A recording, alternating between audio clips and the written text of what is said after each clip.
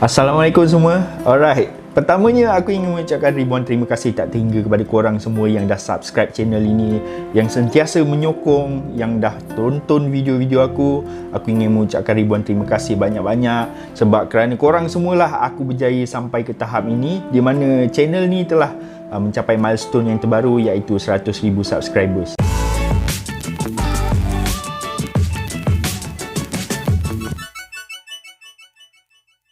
Okey, sebenarnya video hari ni aku nak cuba recap ataupun mengimbau semula perjalanan aku dalam dunia YouTube ni selama hampir 4 tahun sebenarnya. Kat sini aku nak kongsikan cerita kepada korang semua macam mana aku boleh menjadi seorang full time traveller dan juga aku boleh menjadi seorang YouTuber. Sebenarnya orang tengok live aku ni macam happy je kan. Macam bestnya Mamat ni boleh travel ke sana ke sini, lepas tu mesti duit dia banyak gila kan, sebab tu dia boleh travel ke sana ke sini. Sebenarnya itu apa yang korang nampak secara luaran saja. Aku punya struggle, jatuh bangun aku jarang ceritakan kepada orang dan aku tak pernah pun ceritakan kepada umum macam dekat YouTube ni. Yelah, ramai juga yang datang kat aku tanya macam mana nak jadi YouTuber, macam mana nak jadi traveller apa semua. Jadi jom kita recap semula atau imbau semula perjalanan aku dari dulu sampailah sekarang.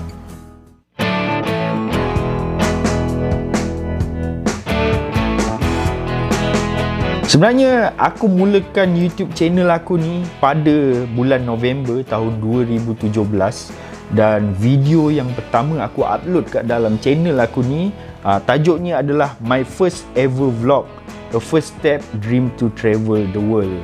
Inilah video yang pertama dan sekarang aku privatekan video ni. Aku memang tak tunjukkan kepada korang semua sebab aku rasa aku malu gila kot tengok video sendiri ni. Aku rasa macam ya Allah, apa benda ni, video yang pertama aku buat. Aku rasa macam aku sendiri pun tak sanggup nak tengok. Sebenarnya dalam video yang pertama aku ni, aku menceritakan aku punya impian lah, apa aku punya dream, iaitu nak travel ke serata dunia. Dan sebenarnya pada bulan November 2017 ni adalah lebih kurang sebulan lagi sebelum aku berhenti kerja. Sebelum tu aku bekerja sebagai seorang peguam dan aku telah bekerja selama lebih kurang 2 tahun lebih lah. Dalam tempoh 2 tahun lebih tu sebenarnya aku dah mula start travel sikit-sikit lah. Orang kata backpacking, tapi bukanlah backpacking sangat. Dia lebih kepada melancong je, pergi ke negara-negara Southeast Asia. Dan sejak dari tu aku dah mula jatuh cinta dengan travel. Dan aku rasa aku nak travel dalam satu tempoh masa yang panjang. Aku rasa tak puas tau. Bila macam kita bekerja, kita travel paling lama boleh pergi pun seminggu je. Dan aku rasa tak puas. Aku rasa aku nak berhenti kerja, aku nak travel puas-puas.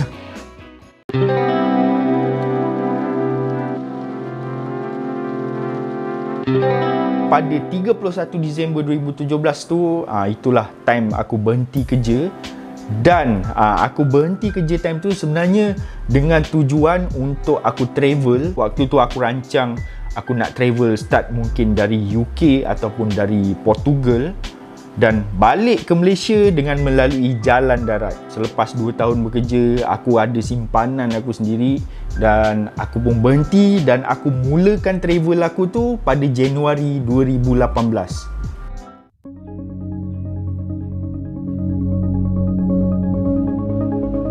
Pada Januari 2018 tu aku terbanglah ke UK dan mulalah journey aku time tu. Tapi waktu tu aku tak banyak lagi buat video. Aku record video pun aku simpan sendiri. Aku tak edit dan tak upload dekat YouTube sebab waktu tu aku tak ada motivation lagi tau nak buat video. Dia macam buat video penat-penat pun bukan ada orang tengok pun. Waktu tu aku share pengalaman aku pun aku cuma menulis dekat Facebook page aku je, ceritakan pengalaman aku apa semua dengan gambar-gambar. Dan semakin hari semakin ramai follower aku dekat Facebook page aku yang sukakan dengan cerita travel aku tu. Aku pun mulalah termotivasi untuk start buat video sikit-sikit lah.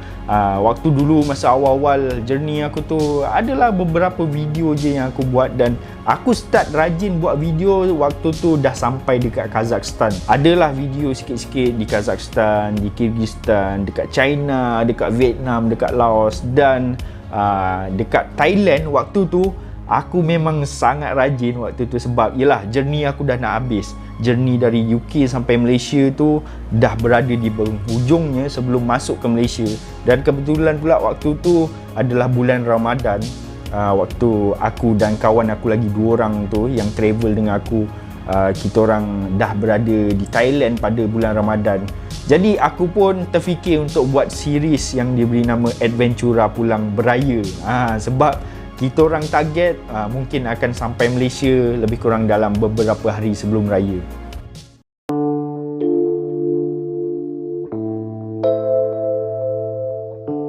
Aku waktu tu sampai di Malaysia pada bulan Mei tahun 2019. Setelah lebih kurang dalam setahun 5 bulan aku meninggalkan Malaysia. Jadi aku pun dekat Malaysia, aku masih lagi tak tahu nak buat apa selepas tu. Apa langkah aku yang seterusnya. Aku boleh kata kehidupan aku time tu nak start dari zero semula lah.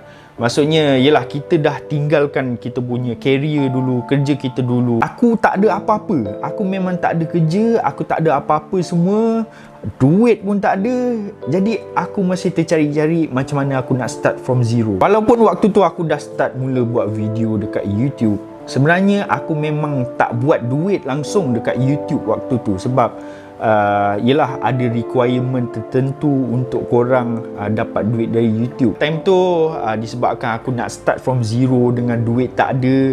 Tapi Alhamdulillah aku dapat bekerja dengan family aku, di mana family aku waktu tu adalah bisnes kecil-kecil, iaitu bisnes DJ kenduri kahwin yang diberi nama Najah Islamic DJ.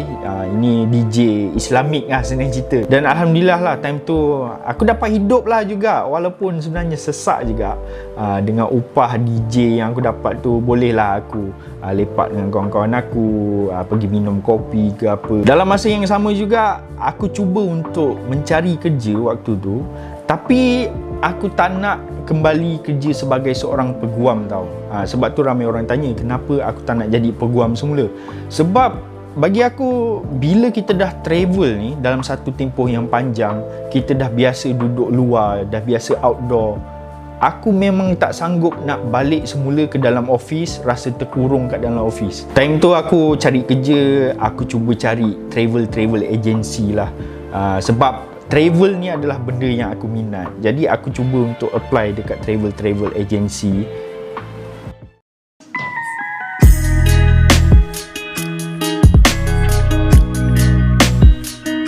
Memang susah juga cari kerja time tu. Kira macam berbulan-bulan jugalah aku cuba untuk mencari kerja. Dan Alhamdulillah, ada satu company ni dia bagi job dekat aku. Nama dia Ahmad Caravan. Company ni dia memang buat travel dengan menaiki caravan dekat New Zealand, Australia, dekat UK. Bukannya aku bekerja setiap masa dengan Ahmad Caravan tu. Kira macam satu job tu je aku kena buat, iaitu aku follow diorang sekali pergi trip dekat UK, dari London ke Scotland dengan menaiki caravan, dan aku jadi driver lah time tu, dan dapatlah upah sikit. Company yang bagi job kat aku ni pun dia ada company caravan juga kat Malaysia. Nama company tu adalah My Camper To Go, dan dia pun ada masa dia akan panggil aku lah untuk buat macam review dia punya camper van. Ada juga video aku buat pusing satu Malaysia dengan caravan dia. Dari job-job tu lah sebenarnya aku dapat tampung kehidupan aku sikit. Waktu tu bayaran kepada aku tak adalah banyak sangat. Yelah, sebab aku ni siapa je, aku bukan influencer, aku bukannya orang yang terkenal untuk macam diorang nak sanggup bayar aku dengan harga yang mahal. Jadi aku boleh kata job-job yang aku buat ni sebenarnya lebih kepada sukarela lah, ikhlas lah. Aku dapat upah sikit, tak apa, janji aku dapat jalan-jalan, aku dapat travel, benda yang aku suka. Walaupun tak banyak upah yang aku ambil, tapi aku seronok buat kerja-kerja tu. Sebenarnya waktu tu pun memang sangat struggle, aku memang sangat struggle. nak cari duit apa semua. Pernah juga aku memang langsung tak ada duit langsung dalam dompet aku. Yelah, sebab job pun bukan datang selalu. Mungkin sebulan dia panggil aku sekali, macam gitu je lah. Memang tak banyak pun job yang aku buat.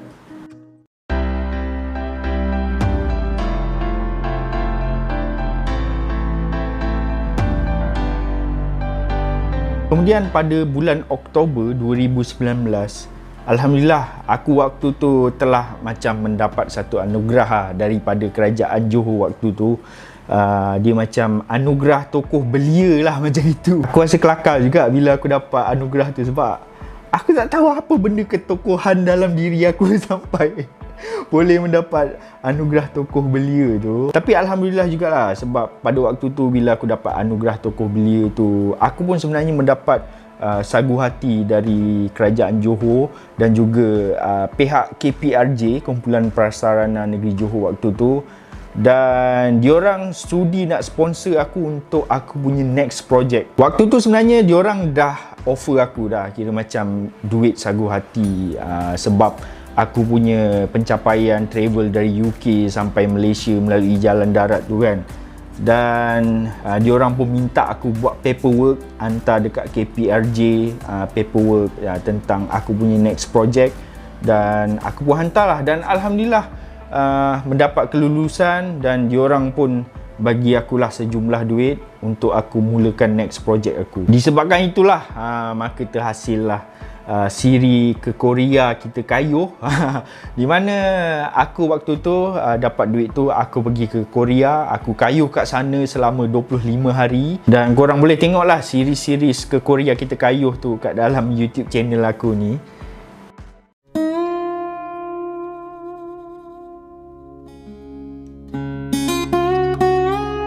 Kemudian selepas selesai aku kayuh dekat Korea Selatan tu, dengan video-video aku tu, aku balik ke Malaysia semula. Dan waktu tu pun aku dah tak ada duit dah habis dah duit aku kayuh kat Korea. Dan waktu tu aku pun sebenarnya masih lagi struggle, aku masih lagi susah untuk mencari kerja dengan benda apa yang aku minat, iaitu travel kan. Dan aku pun teruskan lagi lah kerja dengan family aku buat DJ kenduri kahwin tu. Jadi dapatlah tampung aku duit sikit-sikit kan. Hasil dari duit DJ aku buat tu, aku simpan juga. Aku memang betul-betul ikat perut time tu, sebab aku nak cuba untuk travel lagi pada masa yang akan datang. Dan disebabkan itulah korang boleh nampak dekat channel aku ada video aku dekat Thailand. Itu aku pergi dengan bajet yang sangat rendah sebenarnya.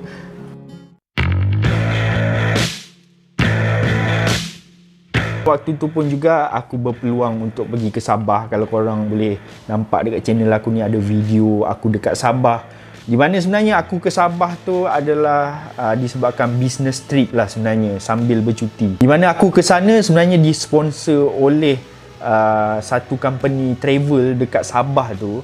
Di mana kita orang nak cuba buat satu kerjasama lah, macam aku akan bawa ataupun jual package kepada orang-orang dekat Semenanjung Malaysia ni untuk bawa diorang pergi melancong dekat Sabah. Dan pada masa yang sama juga, waktu tu aku buka trip untuk berkayuh dekat Pulau Jeju, Korea Selatan. Disebabkan pengalaman aku yang pernah berkayuh dekat Korea Selatan sebelum ni, so aku pun terfikir aku nak buka trip juga untuk pergi berkayuh dekat Korea Selatan. Waktu tu Alhamdulillah ada sambutan, ada orang dah mula booking slot, dah mula beli tiket flight dan sebagainya untuk ikut aku kayuh sekali dekat Korea Selatan time tu. Tetapi malang je, tak lama selepas tu bila aku dah plan trip untuk bawa orang ke Sabah, trip untuk bawa orang ke Korea Selatan, tiba-tiba COVID pun berlaku.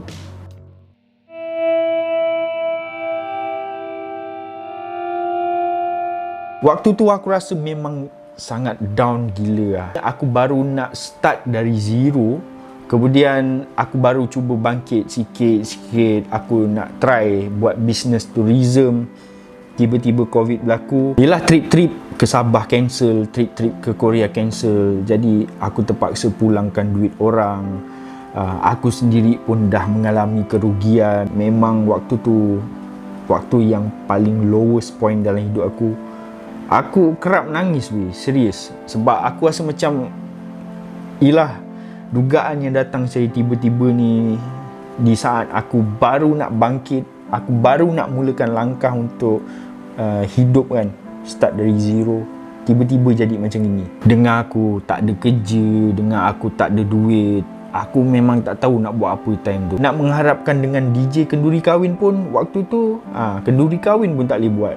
Jadi memang aku memang tak ada apa-apa income time tu. Waktu tu pun walaupun aku buat video-video dekat YouTube, aku memang tak pernah dapat lagi income dari YouTube sebab dia ada syarat-syarat tertentu yang korang kena penuhi. Jadi waktu tu syarat untuk aku dapat income dari YouTube tu tak cukup lagi. Disebabkan aku pun tak tahu nak buat apa time PKP tu, aku pun teruskanlah buat video-video dekat YouTube. Yelah, itu je lah sebenarnya cara untuk aku release stres. Aku boleh kata ianya sebagai satu terapi lah, terapi minda.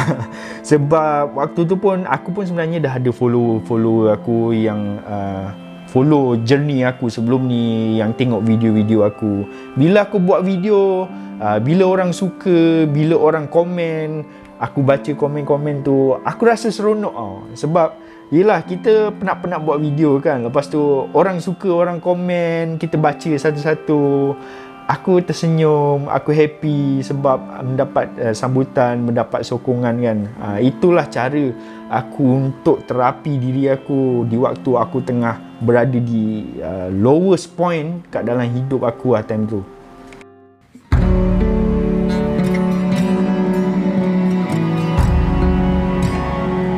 Aku pun teruskan je lah macam biasa aku buat video-video. Yelah, tak ada benda lain boleh buat kan, buat je lah video-video kan. Dan Alhamdulillah waktu tu masa aku buat video tu, ada satu video ni tajuk dia Gara-gara Azan Telah Temukan Kami Dengan Jemaah Sunni di Iran, Sembang Pengalaman Travel. Video ni dia telah meletup tau. Maksudnya banyak gila view dia. Dia dah mula start viral. Kemudian aku teruskan lagi buat video. Aku dah rasa seronok time tu sebab video aku dah mula dikenali, dah mula start ramai orang tengok. Aku teruskan lagi buat video. Dan ada satu video ni juga yang tajuk dia Tak Semua Orang Bosnia dan Herzegovina Suka Orang Malaysia. Kenapa? Sembang Pengalaman Travel. Video ni pun mendapat view yang sangat tinggi. Time tu Alhamdulillah lah, aku dah boleh lepas untuk mendapatkan income dari YouTube disebabkan view video-video aku yang mula menaik. Walaupun time tu aku dah boleh start buat income dari YouTube, tapi sebenarnya aku tak boleh nak keluarkan duit aku dari dalam YouTube tu tau. Sebab dia ada syarat-syarat juga untuk keluarkan duit dari YouTube tu. Tapi disebabkan aku dah nampak YouTube ni dah boleh buat duit time tu, aku pun aku rasa aku bersemangat nak teruskan lagi untuk buat channel YouTube aku ni dengan buat banyak video lagi.